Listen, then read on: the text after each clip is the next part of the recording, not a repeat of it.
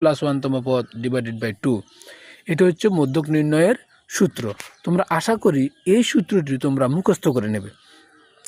এখন n এর মান লক্ষ্য করো, এখানে যে n এর মান হচ্ছে 8, তাহলে এখানে একটা n রয়েছে এবং এখানে একটা n রয়েছে।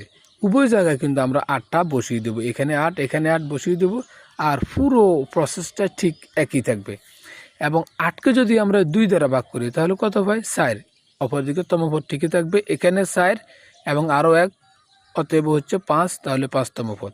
তাহলে এখন খেয়াল করো, 4তম পদ প্লাস 5তম পদ এই দুইটা যোগ করলে 4তম পদ প্লাস 5তম পদ এই দুইটার মাঝখানে আমাদেরকে যোগ দিতে হবে। এখানে কিন্তু আমাদের যোগ রয়েছে সূত্রের মধ্যে, অতএব আমরা এখানে যোগ দেব। তাহলে এখানে যে আমরা লিখলাম 4তম পদ, এটা আমাদের ওই যে সাজানো উপাত্তগুলো থেকে আমরা খেয়াল করব যে আমাদের সাজানো উপাত্তগুলো 4তম পদ হয় কিনা। যে এখানে লক্ষ্য করো, এখানে 6 হচ্ছে 1তম পদ, 7 হচ্ছে 2তম পদ, এরপরে 9 হচ্ছে 3তম পদ, এরপরে 10 হচ্ছে 4তম পদ।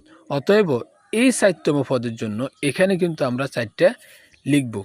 তাহলে এখানে আমরা 4টা লিখলাম। এরপর হচ্ছে আমার এখানে কত? এখানে হচ্ছে 5তম পদ। তাহলে এখানে যদি কোনো 4তম পদ যদি 10 হয়, তাহলে 5তম পদ কত? তাহলে 11। তাহলে এখানে আমরা 11টা লিখে ফেলব।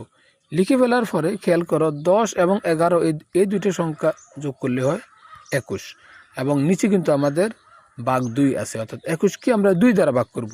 21কে 2 দ্বারা ভাগ করলে কত হয়? 21কে 2 দ্বারা ভাগ করলে 10.5।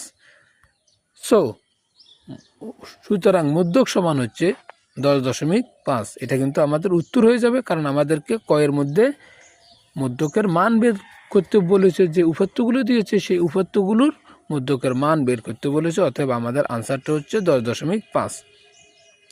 খ অংশে আমাদেরকে বলেছে যে কি বলেছে খেয়াল করো, খ অংশে বলেছে যে এখানে সারণী হতে এই যে জায়গাটা, এখানে সারণী থেকে সংক্ষিপ্ত পদ্ধতিতে গড় নির্ণয় করে। সারণী হচ্ছে আমাদের এইটা। আমরা এখান থেকে এই একটা লাইন এবং এই একটা লাইন, দুটা লাইন কিন্তু আমাদের দরকার হবে। আমরা এই দুটা লাইন আমরা সাজিয়ে নেব। খেয়াল করো, তো এখানে আমরা এই শ্রেণীবৃত্তির গড়টা আমরা প্রশ্ন থেকে নিয়ে আসবো এবং গণসংখ্যার গড়টা আমরা প্রশ্ন থেকে নিয়ে আসবো।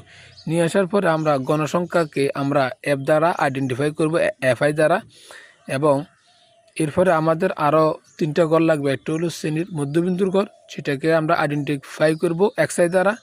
এরপরে আরেকটা গড় হবে আমাদের দাববিচ্যুতির গড়, সেটা হবে ইউআই দ্বারা, এবং দাববিচ্যুতির গড়ে ইউআই সূত্র হচ্ছে XI minus A divided by H.